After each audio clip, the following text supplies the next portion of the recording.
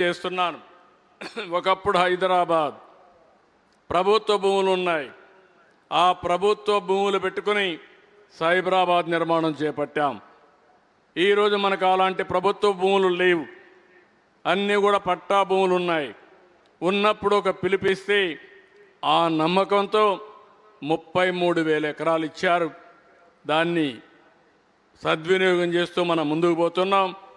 రాబోయే 3 సంవత్సరాల్లో crucial infrastructure మొత్తం పూర్తి చేసి అమరావతిని కూడా మళ్ళీ ఒక స్టేజ్కి తీసుకొస్తామని మీ అందరికీ హామీ ఇస్తున్నా. మొన్నే ప్రధానమంత్రి గారు వచ్చారు, ఆయన ఫౌండేషన్స్ వేశారు. ఆయనకు ఒకే హామీ ఇచ్చాం, 3 సంవత్సరాల తర్వాత మళ్ళీ మీరు రావాలి. మీరు ప్రారంభించిన పనులు ఈరోజు వర్క్స్ ప్రారంభించారు, మళ్ళీ ఆ పనులు ప్రారంభించడానికి మీరే రావాలని వారిని కోరాను. తప్పకుండా వస్తారు. 3 సంవత్సరాల్లో పూర్తి చేస్తామని చెప్పి కూడా నేను మీకు హామీ ఇస్తున్నా. నెక్స్ట్, ఈరోజు ఇంకొక పక్క పోలవరం, నేను ముందే చెప్పాను, దీన్ని కూడా లైన్లో పెట్టాం.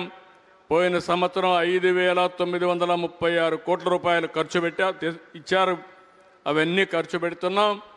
ఎట్టి పరిస్థితిలో 2027 జూన్కి కానీ, కొద్దిగా లేట్ అయితే డిసెంబర్కి కానీ ప్రాజెక్టు పూర్తి చేసి జాతికి అంకితం చేసే బాధ్యత ఈ ఎన్డీఏ ప్రభుత్వం తీసుకుంటామని ఈ సందర్భంగా హామీ ఇస్తున్నా. జరుగుతుంది, జరిపిస్తాం. అది జరిపించడమే కాకుండా పోలవరం బనకచెర్ల రాష్ట్రానికి, రాయలసీమకు గేమ్ చేంజర్గా అవుతుంది. గోదావరిలో నీళ్లున్నాయి. మొన్న కూడా నేను ఒక మాట చెప్పాను, అటు తెలంగాణ వాడుకోవాలంటే వాళ్ళు కూడా వాడుకోవచ్చు, ఆంధ్రప్రదేశ్ మనం వాడుకుంటాం, ఎవరికి ఇబ్బంది లేదు. కాబట్టి వాళ్ళని అదే స్టేట్మెంట్ నేను ఇచ్చాను.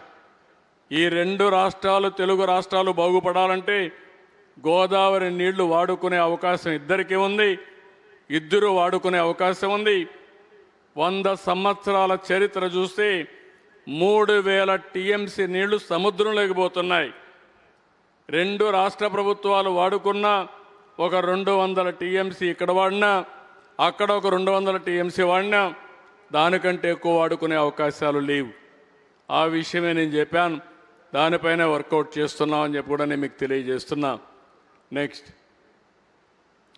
అగ్రికల్చర్లో మీరు చూస్తే 5 సంవత్సరాలు చాలా ఇబ్బందులు పెడితే ఈరోజు మొత్తం ప్రీవియస్ గవర్నమెంట్ చేసినటువంటి అప్పులన్నీ 1,852 కోట్లు డ్యూస్ అన్ని చేశాం. 55,57,000 మెట్రిక్ టన్నులు ధాన్యం కొనుగోలు చేశాం. Market intervention, cocoa, tobacco, mango వీటికన్నిటి తీసుకొచ్చాం. మీరు చూస్తే 8,50,000 మంది రైతులకి 13,584 కోట్ల రూపాయలు ధాన్యం కొనుగోలుకి డబ్బులు ఇచ్చాం. డైరీ ఫార్మర్స్కి గోకుల్ కింద 2 లక్షల రూపాయలు సబ్సిడీ ఇస్తున్నాం. ఇంకో పక్క అందరి నీవా నేను చెప్పాను, ఇంకో పక్క ఫుడ్ ప్రాసెసింగ్ పాలసీ 24-29 తీసుకొచ్చాం. రాయలసీమని